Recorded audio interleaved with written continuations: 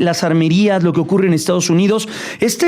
Tema que también abordó la presidenta de la República, Claudia Sheinbaum, en la plática que sostuvo con el presidente de Estados Unidos, Donald Trump, un tema que ha traído el ex canciller de la República, Marcelo Ebrard, desde la administración pasada, con una serie de demandas en varias cortes norteamericanas.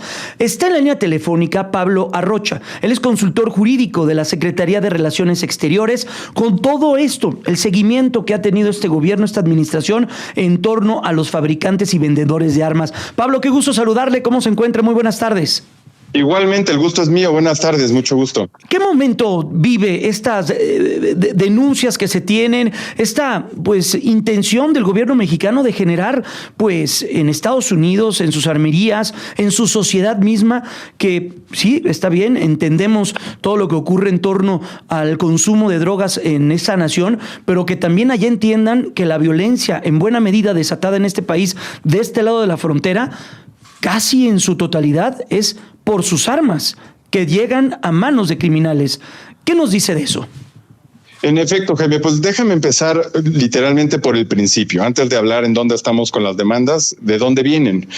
Como tú bien mencionabas, el gobierno de México presentó dos demandas, una en 2021 y otra en 2022, en dos lugares diferentes. Una está presentada en Boston, Massachusetts, y esta se presentó en contra de 8 empresas que fabrican armas. Uh-huh. La de Tucson, Arizona, que es la que se presenta en 2022, se presentó en contra de 5 tiendas donde se venden armas. Y el objetivo de ambos litigios es probar que hay una práctica negligente en cómo se venden y se comercian las armas en Estados Unidos, tanto por parte de quienes las fabrican como por parte de quienes las venden, que, como bien decías, también terminan llegando a nuestro país y alimentan el crimen en México.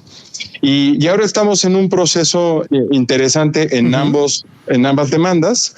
La que se presentó en Boston está por ir a una audiencia en la Suprema Corte de Estados Unidos, que atrajo el caso, y el 4 de marzo tendremos una audiencia por allá. Uh-huh. Y en cuanto a la demanda presentada en Tucson, Arizona, acabamos de recibir una resolución del tribunal apenas hace una semana, donde nos permiten avanzar hacia una nueva etapa procesal donde vamos a desahogar pruebas. Entonces, esa demanda también va caminando, o sea que los dos procesos siguen adelante con pasos judiciales que son positivos. Entiendo. Estoy platicando con Pablo Arrocha, consultor jurídico de la Secretaría de Relaciones Exteriores. Y en ese sentido, hoy o en estos días, en estas horas, han ustedes sostenido también reuniones tanto con el presidente de la Global Action Against Gun Violence y también con el abogado Steve Shadow de Wen.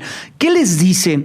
¿Hay una sensación de poder tener alguna jurisprudencia importante en estas decisiones jurídicas en Estados Unidos que beneficie todo lo que está ocurriendo en ese sentido, abogado? Así es. Yo estoy en contacto permanente prácticamente con ambos, con Jonathan Lowy, que es, como mencionabas, el presidente de Global Action Against Gun Violence, y con Steve Shadowen. Y la verdad es que los argumentos de México son muy sólidos. Y volvamos a los datos. Si tomamos en cuenta que a partir de datos que ofrece la propia Oficina de Alcohol, Tabaco, Armas de Fuego y Explosivos de Estados Unidos, que depende del Departamento de Justicia, hay un cálculo aproximado de ellos de que 200,000 armas, entran anualmente a México. E inclusive en un informe que presentó la propia presidenta, que como bien mencionaste es un tema prioritario para la presidenta Claudia Sheinbaum, el 74% del flujo ilegal de armas de Estados Unidos termina en México. Entonces es muy difícil con estos números y con esta realidad no tener argumentos sólidos sobre negligencia. Y sobre eso es sobre lo que estamos basando nuestros argumentos, y también, por supuesto, explorando cualquier avenida procesal que resulte viable, dependiendo de cómo avancen ambos procesos, tanto en la Suprema Corte en el caso de Boston como en Tucson, Arizona. Sabemos que el enfrentamiento o el adversario, en este caso jurídico, es una organización muy importante, abogado, lo que significa estas asociaciones pro armas, el Partido Republicano que los acompaña, ese brazo que está detrás de las armerías. ¿Hay una posibilidad real más allá de ganarles en tribunales, de hacer esa conciencia de lo que generan las armas en manos equivocadas?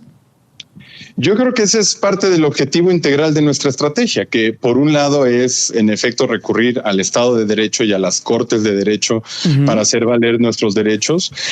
Quiero puntualizar que las demandas son presentadas no por parte del Gobierno de México contra los Estados Unidos, sino en específico contra algunas empresas y contra algunas armerías y tiendas.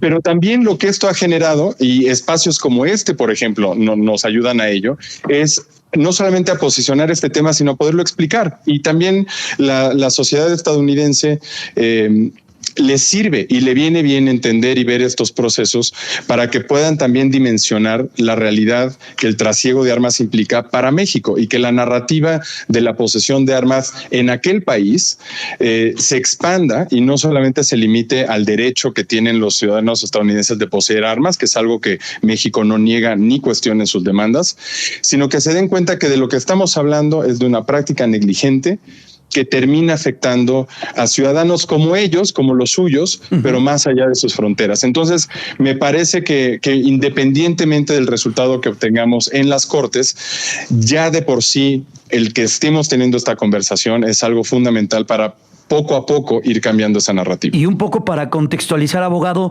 esta organización de tabaco, drogas y armas allá en Estados Unidos, esta agencia de alcohol, tabaco y armas, en un último registro, destaca que alrededor de 200,000 armas llegan de Estados Unidos. ¿Cómo? Vaya, de ese tamaño es el monstruo que se enfrenta. Claro, y de ese tamaño es la importancia del tema para nosotros y de ese tamaño es que sea la prioridad de la presidenta Claudia Sheinbaum y del canciller Juan Ramón de la Fuente y por eso el peso que tienen estas acciones judiciales que estamos emprendiendo en Estados Unidos. Son demandas civiles que justamente lo que van a buscar es si la postura de México prevalece, lo que están buscando es que eventualmente haya un mayor control que limite esa negligencia, pero que entonces impida poco a poco que ese número enorme y atroz que acabamos de escuchar no solamente continúe creciendo, sino que empiece a disminuir, porque vaya poco a poco habiendo una práctica de una venta mucho más regulada y responsable en Estados Unidos que implique un cambio de legislación y de controles y de actitud, tanto por quienes fabrican las armas como por quienes venden las armas. Entiendo. Abogado, yo sé que este no es un tema que compete a usted ni a la Secretaría de Relaciones Exteriores, pero también se tiene claro de la responsabilidad de este lado de la frontera en nuestras aduanas y en generar que termine esa porosidad para que estas armas también tengan un trabajo especial y que sea más difícil traerlas e ingresarlas a nuestro país?